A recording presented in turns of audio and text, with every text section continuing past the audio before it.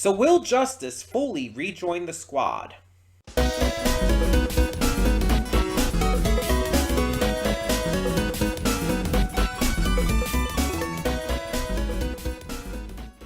Hey everyone, welcome to Princess Gay. I'm your host Connie, and today we are here with my blind reaction to episode 7 of Zenshu.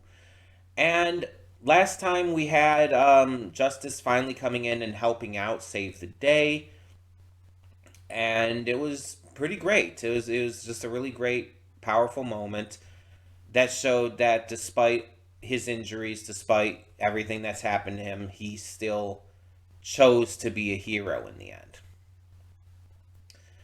And I really like that. I really like the kind of message it's teaching. That you can be capable no matter what. No matter, like, any kind of disabilities or any kind of, like, physical issues you might have, you can still work to be a hero.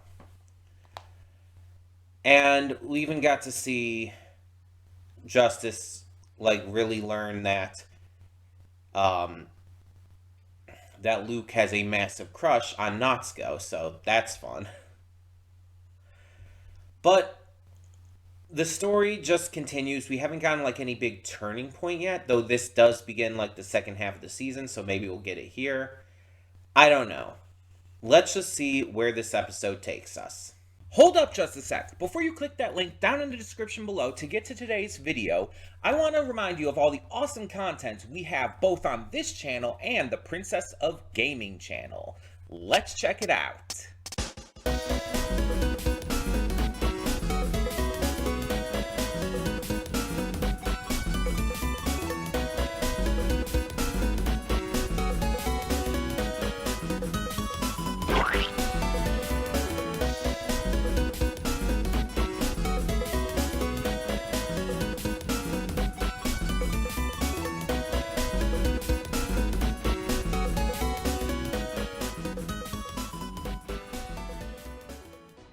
And we are back, and we'll begin with spoilers in 3, 2, 1, now.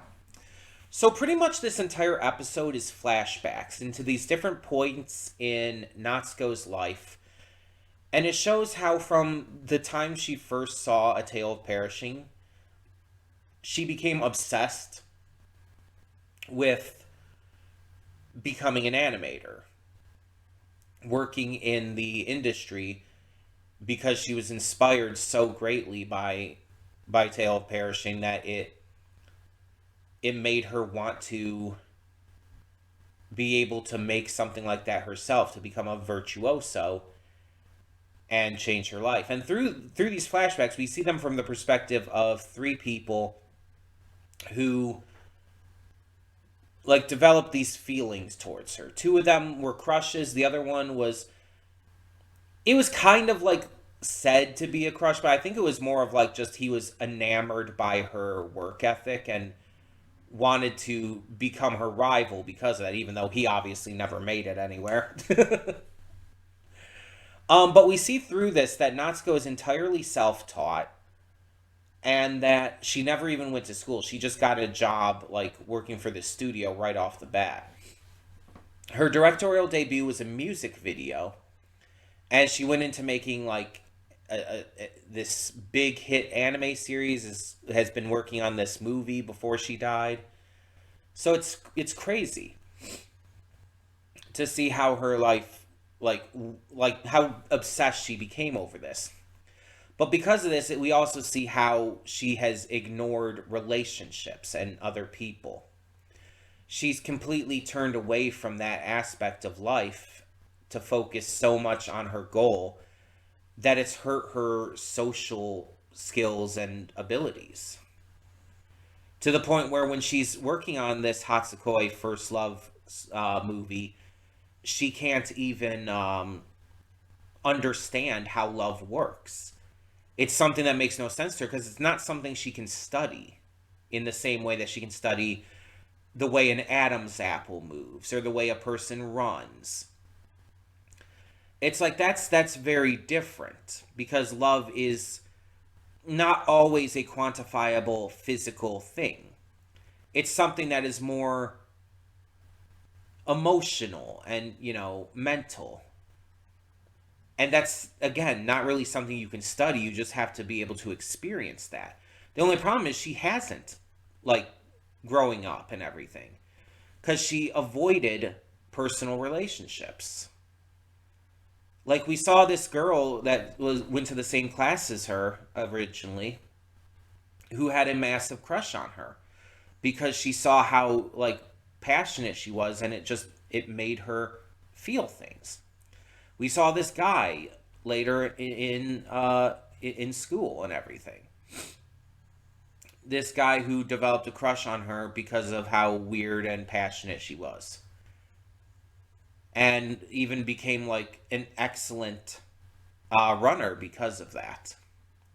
And of course, we see when she is like in her final year of high school, she ended up working alongside this college group that was trying to make a animated music video, and she ended up taking over all the work. And it was her, again, her directorial debut.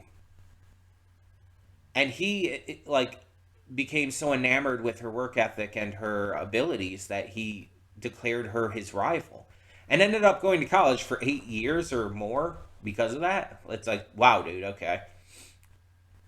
Glad you have the money to be able to do. Well, actually, it's probably cheaper in Japan. I know a lot of other countries, college is, manageably cheap. Here in America, it's ridiculously expensive. But yeah, he went to college for 8 years or more, just because he was so obsessed with trying to surpass her. And he never did. And then, of course, the last one we see is just focused on the head of the company, the CEO, Naomi, and just how she specifically seemed to give Natsuko the task of this film because she wanted Natsuko to not just experience first love, but to form these kind of connections that she had not had and didn't know how to experience and stuff.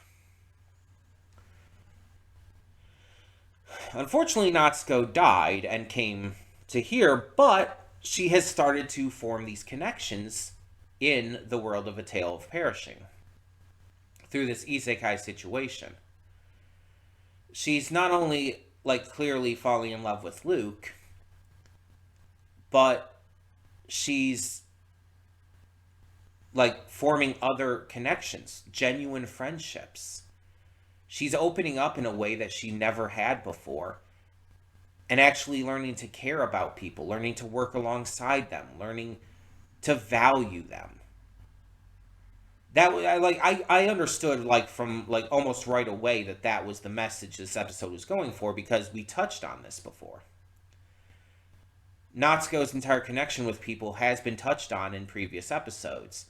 And so, like, seeing this episode start off with this flashback and focus on all these different characters who, had connected with her but not received that back. Like, that's the big clincher here. All these other people wanted to connect with her, and she just pretty much refused. She was so focused on her singular goal that that's all that mattered to her, and she I don't even think noticed that they were trying to connect with her. And when she first got here to this other world, she was very much the same still. She just saw this as like, oh, this is the world of Tale of Perishing. This is really weird and neat. But she was not really forming connections right at first. That did take time. It took effort. And it took her actually, connecting with these people. But now it's like she's laughing alongside them, and she's even asking herself, this feels weird. Is A Tale of Perishing supposed to be this happy? Because it's like laughing along with everyone else, having fun with Just Chan and Destiny and everyone, just, dorking around at the Serval Cat house, having a little party. It's like, it's great. It's wonderful to see, but she's questioning it because it's not what she knows this story as being. And that's when this mysterious bird comes in. It's like, yeah, of course it's not supposed to be this happy. So this bird has been like definitely built up to. We've seen them like a couple short times. And they're obviously in the opening. And it really makes me wonder what the deal with this is, because I feel like this is about, again, going into the second half of the season. We're about to really like hit some big notes here. I'm very, very interested to see what they do with it. Um, I have some theories, I have some thoughts, but I have no real like confidence in them and no real reason for thinking them. It's just kind of like based off of like the little bit we're kind of getting and all. So I'm gonna not say anything at the moment, but I just know that I do have a couple theories. I'll let you know if one of them comes true. Um, this is getting really fascinating, and I mean it's always been really good. I've always like really enjoyed this series. I've made that very clear, but it's definitely starting to escalate in a way that is starting to like really make me curious as to how this is going to end. If this is even the end. Like I'm still questioning that, or if there is going to be a second season. I don't know. I don't know how much source material there is. So I guess we'll just have to wait and see. Um hopefully hopefully it's a very satisfying happy ending, but we'll see what happens. In the meantime, tell me in the comments below, what did you think of this episode? And thank you so much, as always, for tuning in. For now, I'm Connie, and I'm signing off. See y'all next time.